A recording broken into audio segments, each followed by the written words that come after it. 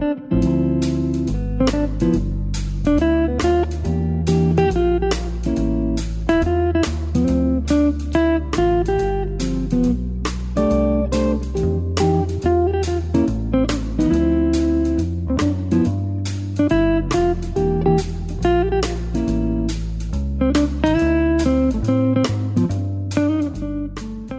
to the Living to 100 Club podcast. Here's our host, Dr. Joseph Cassiani. Well, hello to everyone joining us today on our podcast. You're listening to one of our public episodes this month on the Living to 100 Club program, and I'm your host, Joe Cassiani. Each week, our conversations educate and inspire, helping you get the best out of all the years we're given, regardless of what obstacles come our way. Our conversation today takes a close look at gender ageism, the ageist societal views held against older women, the views that older women are irrelevant. Our guest is Dr. Sara Hart, the developer of Prime Spark, an organization that encourages senior women to find the spark deep inside that ignites the way forward. Sara discusses why the second women's revolution is here and what she describes as a time of the ascendancy of older women. How do we find that spark deep inside to step proudly into our advancing years? First, a little background on Sara. Dr. Hart earned her Ph.D. at Northwestern University and then taught at Queens College in New York City. She spent 20 years at Pfizer, where she was responsible for leadership, team, and organization development for the research division in the U.S. After Pfizer, she founded Hartcom, a management consulting company. She also became the executive director of the Anita Borg Institute for Women and Technology, an advanced research and advocacy group increasing the impact of women on all aspects of technology. Sara received formal coaching training at the prestigious Hudson Institute of Santa Barbara and is one of only 2 certified thinking environment instructors in the United States. Sara, welcome to our program. Thank you, Joe. It's wonderful to be here. Great. Glad to have you with us. I'm looking forward to our conversation. Me too. This is an important consciousness-raising topic, I think. Yeah, I always like to open by asking our guests to tell us briefly about the journey that brought you to where you are today. I know you've had a long history, a colorful, illustrious history, and I touched on some of the highlights, but maybe just give us just kind of the inside views of what brought you to where you are today. Well, as it says in my bio, I got my Ph.D. at Northwestern, and then I taught in New York for 5 years. And from there, I went to Pfizer and spent most of the time, all but 1 year, in the research division. Most of those years in Groton, Connecticut, 5 years in the UK. And when I got back, I was 50, and it was time for a change. And I had a wonderful job. I had a wonderful place to live. Everything seemed perfect, except it absolutely wasn't. And I remember very well one day, I was coming down the escalator in the building, and I felt like I had a wetsuit on.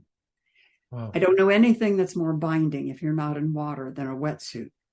And I realized in that moment, I'm not kidding. I've got to leave because something awful is going to happen if I don't. So that is a very hard decision. And I have huge empathy for women who are in the middle of that because my entire life I'd been taken care of. I'd been taken care of by my parents, and then I'd been taken care of when I was teaching, and then I'd been taken care of by Pfizer. And now for the first time, I was contemplating going out on my own. I had no idea what I was going to do. But I couldn't keep doing what I was doing. So I sold almost everything I had and put what was left in my car and drove to San Francisco from Connecticut because I decided I wanted to live in San Francisco. So I moved into a one-room apartment there. People who didn't know me real well thought I either was fired or had a nervous breakdown, because I went from this amazing life to living in one room. I was so happy. Sure. And people would say, "What are you going to do?" And I said, "I don't know. All I know I'm going to do is go to the coffee shop in the morning and read the paper and drink coffee until I'm done," which one can't do when you're working. Of course. Mm-hmm. So every morning for a year, I went to the gym and then went to the coffee shop. And finally, I realized, okay, what I want to do is start my own company. I don't want to work for anybody else. Well, that was sobering because I'd never run a company, but I didn't want to work for anybody else. And so I started Hartcom. I've had Hartcom now for over 20 years. I was doing primarily what I'd been doing at Pfizer in corporations, in team building, leadership training, offsite meetings. And about 3 years ago, I thought, I spent about 40 years plus of my life in corporate America. That's enough. So I was sort of at another one of those, okay, I've got to do something else. And two things happened then. I decided it was time to sell the house I had and downsize and go into a smaller place. So I did that, went through another major downsizing, and it was really hard this time. And so I wrote a book about it called The Upside of Downsizing, Getting to Enough.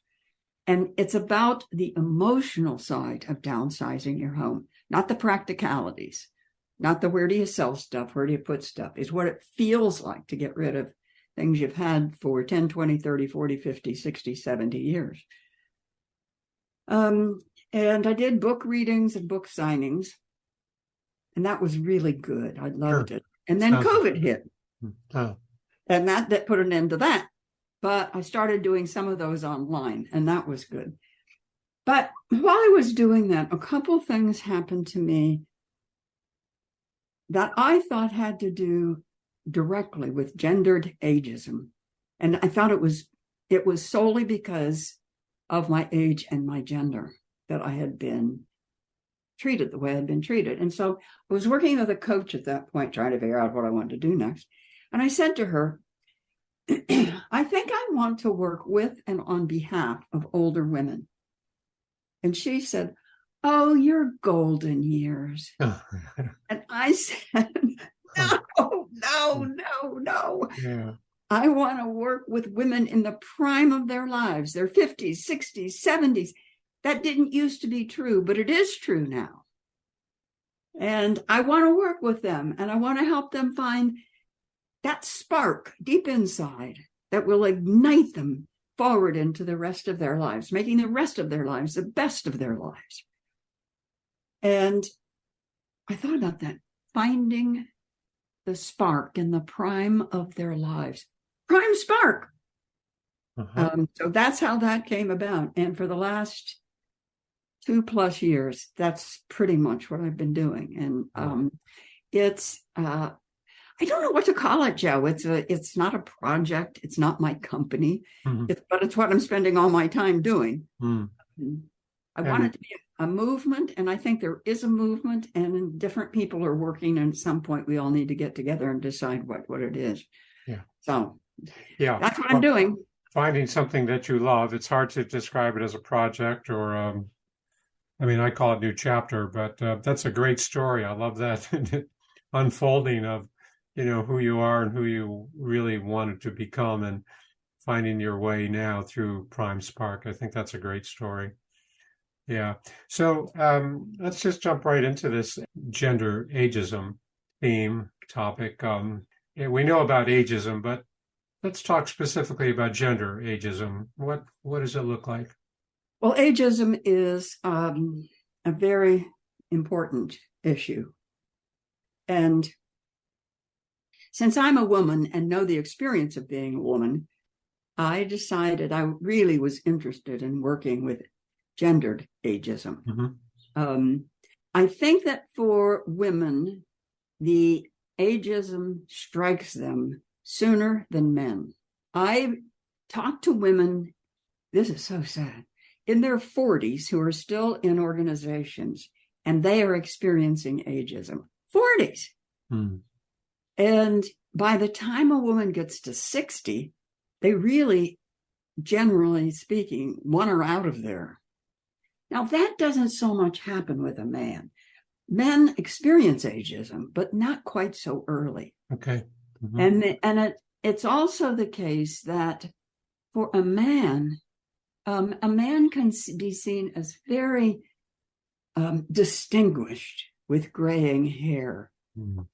A woman with graying hair is seen as old. So since we have mostly in society been rewarded as women for the condition of our bodies, whether we can produce children or not, or whether we still can produce children or not, how we look, how heavy we are, how light we are, how our skin is, how our hair is. Since all that is how we're so judged in a lot of society, then as some of that starts to change, which it does, it impacts women more than men. It can impact men, but not to the same degree. So I think gendered ageism is well, it's the issue I'm interested in, and that's why. Sure. So what you're saying is the value of women of a woman starts to diminish as the worth of the body, the physical body, and childbearing and all of that, as that starts to decline and not be so prominent. That's where the ageism starts to set in, because that one-sided ranking of value starts to decline, and men don't experience that, at least not as readily. No, and it's not. I've recently interviewed a couple women who work in menopause, and men may experience a male menopause, but not like a woman does. And this is a huge generalization, but as a society, we sort of tend to see, we don't talk about it, number one. I mean, we don't talk about it.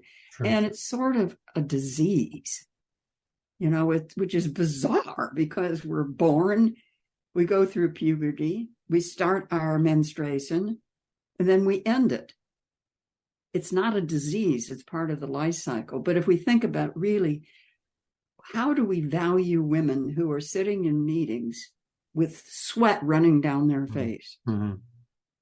Yeah, so Prime Spark was the origin of this kind of your mission, your purpose, and Prime Spark is a way to raise our awareness about this gender ageism. Yes. How is it implemented? How do you practice, or what do you do with Prime Spark? What's the goal? Well, the mission of Prime Spark is to change the way our society sees and treats older women. The starting point with that, I believe, is for each of us. For many women, it's an internal trip first. And so I have a membership community, a Prime Spark membership community. I have a Prime Star story circle. I do podcasting. I have a newsletter. I write a blog. So I am doing as much as I can think of right now time for to get the message out, and also to help women see how we have been damaged by what we're told we're like after we're 50. Right. Yeah, so many different avenues, many different vehicles to raise this awareness, raise this consciousness. You're encountering, I'm sure, a lot of people, original thinkers, maybe people who are kind of on the same wavelength, same channel as you are, with the same mission, same purpose. And you're experiencing a lot of this from other people as well, wanting to raise our awareness. What is this notion about being on the cusp of major change that you and I spoke about? Let's talk about this. You feel like we're at a kind of pivotal point in our society, at least here in the U.S., where we're recognizing some of these old stereotypes, and we're gradually getting rid of them. They're evaporating. But what is this major change that you think we're on the cusp of? Well, two things, Joe. One is I think ageism is just coming over the horizon as being something that we're talking and thinking about. We've dealt with other isms, and racism, sexism are incredibly important to be dealt with. And so is ageism, because we are all getting older. And if we're not getting older, we die. And so it's a moot point.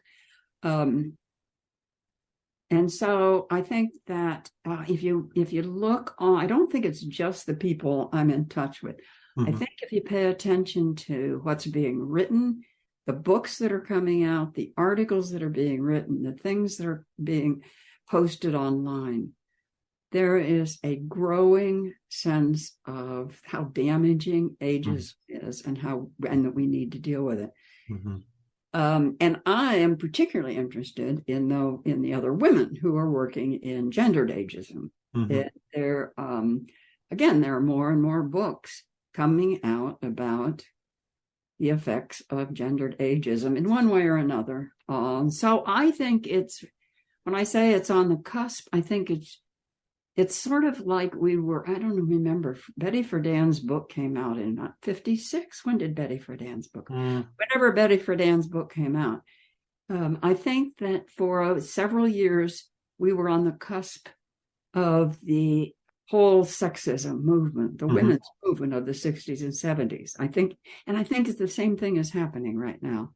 It's just that this group of women who went through the 60s and 70s and saw what we needed to do and what changes we needed to make are now at the ages that they're at, and they see how ageism is affecting us, and it's not okay. Yeah. So the Betty Friedan, the Gloria Steinem, and Maggie Kuhn, a lot of the same kind of thinking is as progressive today as it was back in the 60s. I mean, I remember those years of a lot of the questioning about sexism, the stereotypes about women. So we're really kind of re-encountering that same questioning, which is healthy, which is good. It is healthy and good. And we're not done with the work of the 60s and 70s, actually, because there are some days I feel like, oh, goodness, we're going backwards. Here we are again. Yes. What do you think? I mean, I understand. I'm not an expert in this, but I understand the limiting beliefs that we can kind of ascribe to others and that we can adopt on our own when we feel like, oh, aging means slowing down, dependency, maybe medical frailty, and that attitude about older adults and that attitude that we might have of our own as an older adult, very limiting, and it does really handicap us. It's carrying some extra really heavy burdens that we don't need to carry. And as you talk about Prime Spark, really releasing that energy, releasing that direction, that motivation to open new doors. I keep calling it opening new doors. Yeah. So can you share with us some examples of how women can build on their as we look to go after some new challenges and look at redefining, reinventing ourselves. Can you give us some examples of how people built on their past and kind of continue to kind of move forward? Well, I'm working with one woman who had been in a corporate environment in project management and left, and is now using all those skills. She's in her early 60s, I think. She's using all those skills in running her own business as a book coach, which takes a lot of organization, a lot of project planning. So she actually was in IT for a while. So she has put all of those skills and experience together, but she's working in what her heart wants to do. Still using those skills, but she's now doing what her heart wants to do and allowing a very large number of people to write and publish books that they've had in the background they've wanted to do for a long time. Great. That's great. a huge service. Mm-hmm. This isn't exactly this in line with your question, but it was what sprung to mind. A neighbor the other day said to me, "Thank you so much for saying we either get older or we die." I said that in a blog post. I have to be very careful saying that because people get their knickers in a real twist about it. But she said, "I'd never thought about it that way." Because I was celebrating birthdays. Because April is my birthday month, and I love my birthday. So I was talking about my birthday. And she said, "I never thought of thinking about it that way. That has totally changed my view of having birthdays." So we can, if we will just say things to people, we can change whole attitudes. But we have to be willing to do it. Yeah. And it's not always easy. No, but you're right. It's pure and innocent, that statement. We get older or we die.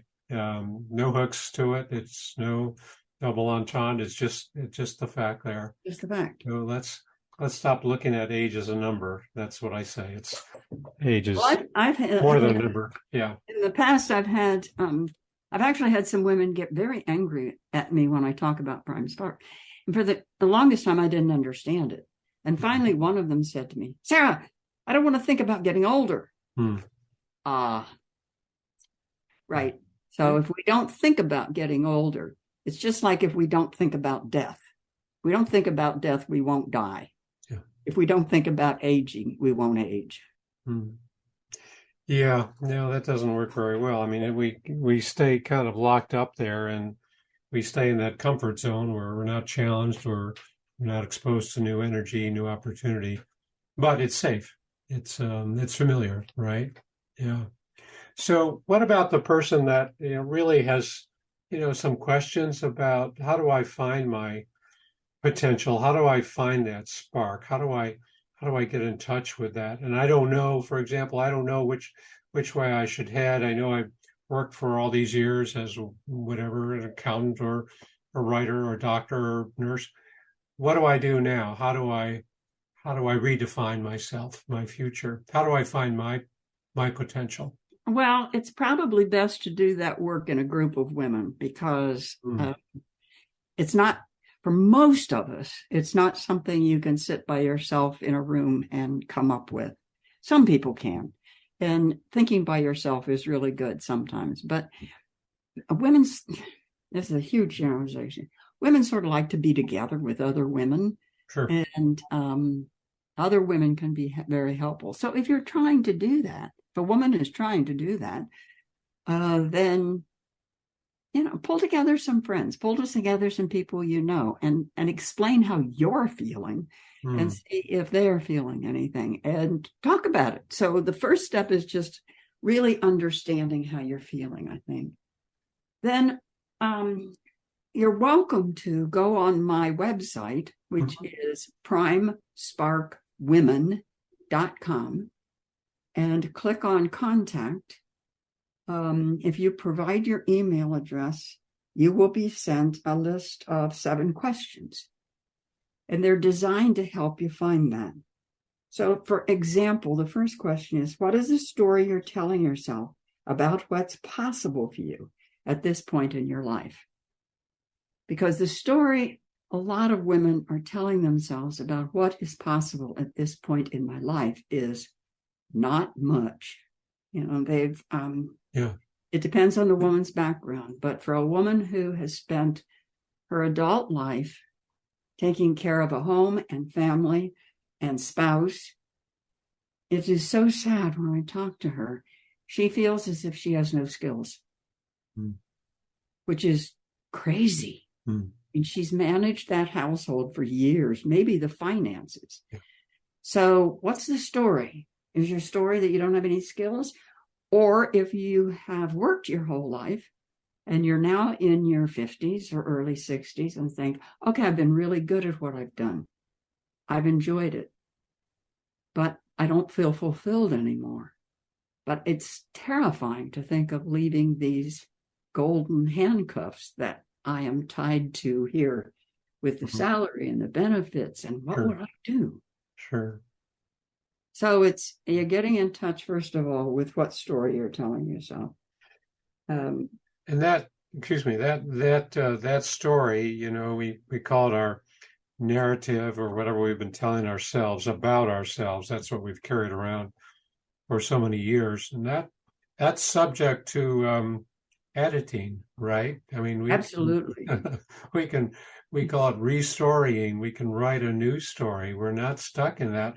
Yeah, it's valid. It may have been right at the time, but it's time to create a new narrative. What's wrong with that? And what I find with many people, many women I work with, not everybody, but a lot of women have had a dream for a long time. It is stuffed way down somewhere.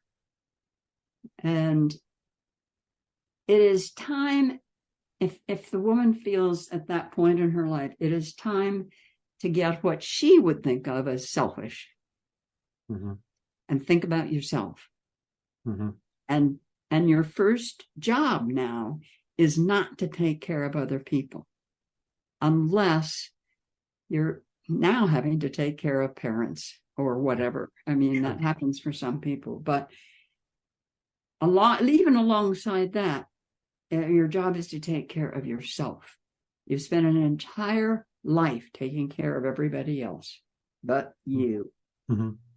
So really, that's where a group of women working together can really be good. Yeah, I can see that, of course. Yeah, so think about, when you were a little girl, what did you dream of being? When you were a teenager, what did you think you would love to do, but may have at that point not had any idea that you could do it? Now, that's not quite as true now as it was when I was growing up. I think little girls now see women doing things that I never saw when I was growing up. So I'm thinking that, males have these same questions, right? And males are faced with the same questions about aging and what now, and how do I find some purpose in my future? And so what you're saying is not unique to the female gender, of course, but maybe what you're suggesting is that it may be harder, more difficult to re-examine that narrative for a woman than it is for a man. Would you agree with that? Well, I think so, Joe, but I don't work with men, so I haven't heard what they say. I think that a lot of women are, this is written about everywhere, but a lot of women are taught to be good girls and not make waves. Sure. Men aren't taught that. I mean, a man standing up for himself, saying what he thinks, is decisive. A woman doing that is aggressive. Yeah. And so I think that there are not only sort of work-related sorts of things. I think there are personal things that we learn as little girls from a very early age to take care of other people, to read how people are feeling. And that's where our focus is so much of the time, but we don't focus so much on how I'm feeling. Now, I don't know that this is true. I think for a man, I don't think many men have focused much on how they're feeling. So the how am I feeling may be similar, but I can't speak for men. You can speak for men. I can't speak for men. I've heard that too, and I'm not sure I agree that women can examine their feelings better or easier than men. I'm not sure I agree with that, but the questions that you have on your website, you talked about the first question. You have the 7 questions to help people kind of examine where they are and where they might be headed off to. What are some of the other questions? If you knew what's next in your life can be really good, what are some of the things it might contain? Yeah. Just dream, just brainstorm. Yeah. Visualizing the outcome, visualizing the benefits of the change. Yeah. That's good. What 3 things What are three of the things that bring you the most joy? How often do you experience them? Mm-hmm. So that's trying to get a woman to get really in touch with what she loves to do, Mm-hmm. and to realize she may be doing it, if at all, then once or twice a year. And we all know that the more positive we are, the more joyful we are, then everything will get better. Yeah. Yeah. We live longer. Yeah. And we live longer. That's People, exactly right. people that live longest, or people with the most positivity, are those that live longest. Yes. All things being equal, medical wise. Yeah. Wow. Okay. So good questions. You have others? I Yeah. love the "Don't die with your music still in you," Serena Dyer. What does this mean to you? Don't die with your music still in you. Yeah. And figuratively music. I mean, it might be music. I mean, I was just talking to a woman before we came home, whose love was ballet. And gradually over time, she got out of it and realized at some point in her life she was doing no dance. And so that would be an example of music inside you. Yeah. And I think that if we don't pay attention to that music inside us, then something happens. We can get sick. We can at least get grouchy. I think that our spirit wants to expand and be everything that we can be, and be everything we dream about that we can do. Yeah. It brings to mind a quote from this Italian novelist, Cesare Pavese. He said, "The greatest affliction of old age is remorse." Yeah. And that similar, not exactly what you're talking about, but getting in touch with those dreams, getting in touch with those desires, those aspirations. And that's what we need to release in order to really be energized, to be free. I think one of the worst things I can think about is lying on my deathbed. And one of the last things I say is, "Oh, I wish I had da, da, da, da, da." Mm-hmm. Sure. Yeah. Don't let that happen. Well, we always hear about the regrets about not doing more with family, not doing more fun things. And I always think about the person lying in bed at his deathbed saying, "Oh, I wish I'd spent more time with a corporation. I wish I'd spent more time in bed." We don't see that too often, do we? Yeah. Hey, you talk about pillars for promoting change. Yeah, I mean, this is on the website, but I will quickly say that as I see the 4 pillars for promoting change, one is fired up and feminine, which means we will open new doors of opportunity. We are powerful and insightful social contributors.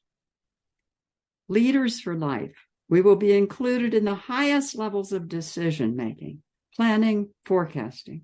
Wow. Modern matriarchs. We will be revered as a source of wisdom and strength as our family's matriarch. Media mavens. We will be well represented and respected in prime roles in all kinds of media. We will step proudly into our advancing years, knowing that we have made major contributions to our families, our communities, and the world, and will continue to do so for many years ahead. It is our time. Great. Those are great. Fired up and feminine, leaders of life, modern matriarchs, and media mavens. Right. Wow. Yeah. That's a strong foundation, isn't it? Yes, it is. We could do anything with that.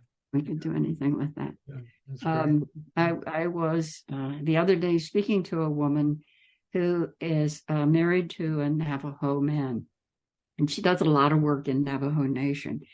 And we were talking about the difference in how Native women, old women, are viewed as compared with in the rest of the society here. There's no comparison. I mean, imagine what it would do for an older woman not in Native society, if she was revered, if people went to her for her experience and her wisdom. I mean, I think you just think about that, you can see somebody starting to blossom, rather than to close up and get old. Yeah, which argues in favor of hiring people who are in their 60s and 70s and even older, because they have so much experience, so much wisdom, so much to contribute, rather than thinking, oh, it's time to bring in some younger blood and let's ease off some of our older workers. That's the wrong direction, isn't it? Yeah, it is absolutely the wrong direction. You lose so much organizational knowledge that way. I think that for people who are doing it, I think they're finding that intergenerational teams actually work better, because for a lot of reasons, but one of the reasons is that our brains work differently. Yeah. And so younger people can certainly add great, important things, and older people can add great and important things. They're just different kinds of things because the thought process changes. Yeah, that's exactly right. We complement each other at different contributions. So important. Yeah. And that's what you're talking about with these pillars too, of our, for promoting change, recognizing the wisdom, the value that we have in this age group. Yeah. Great. Well, so what's the takeaway for our audience? What would you like our listeners to most remember from this conversation? I would like older women to remember it is our time. Don't put up with comments that are clearly ageist, and don't say them. So, and when you hear somebody say, well, that was a senior moment, call them on it. Have you ever heard a younger person who forgot where their keys are say, well, that was a younger moment? So call them on it. Don't buy birthday cards that make fun of us. Yeah. If you go into the aisle with birthday cards, they're making fun of us. Don't laugh at them. If you get one, don't hand it around. Don't buy them. In the cartoons that we see. Stand up for yourself, basically. Yeah, great point. It's our time. Don't put up with those comments that see us as less than capable, less than vibrant, less than miraculous in our thinking. Yeah, don't put up with anything less than that. I love that. Yeah, great. Can I tell one final story? Yeah, please. Yeah. Along that line, I was recently on a flight, and the numbers of the seats went 1, 2, 3, 4, 5, 6, 7, 8, 9, 10, 23, 24, 25, 26. And so I passed my row I was in. And the flight attendant was about 3 people ahead of me, and she leaned over all the people and said, honey, you passed your seat. You need to turn around and go back. You would say that to somebody, what, 6? Yeah. And it was that kind of a situation where all people wanted to do was get on the plane and sit down. So I thought, this is not a time for a lecture. But I would like to have some things to say in those situations that are very quick, so that I don't just take it. Yeah. Well, it happens all the time, right? It happens all the time. Yeah, treating older adults as less capable than we are. Yeah. Great. Yeah. So good information. Thanks for sharing this. Looks like we're out of time, though, Sara. And before I wrap up, I just want to remind our listeners to visit my website, livingto100.club, sign up for my email list, and download a free copy of my 9 tips to make living longer enjoyable. You'll also see an option to contact me with your questions and comments. I welcome your feedback. So, Sara, thanks so much for being a guest on our show today. For those who might want to contact you, they can do that through your website? Yep, primesparkwomen.com. Great, primesparkwomen.com. Well, thanks so much. Great information. I know our audience members appreciate this very much. And we keep expanding our awareness and raising our consciousness. So thanks for contributing to that. Thank you. You're welcome. And thanks to everyone for listening to our episode. Hope to see you next time.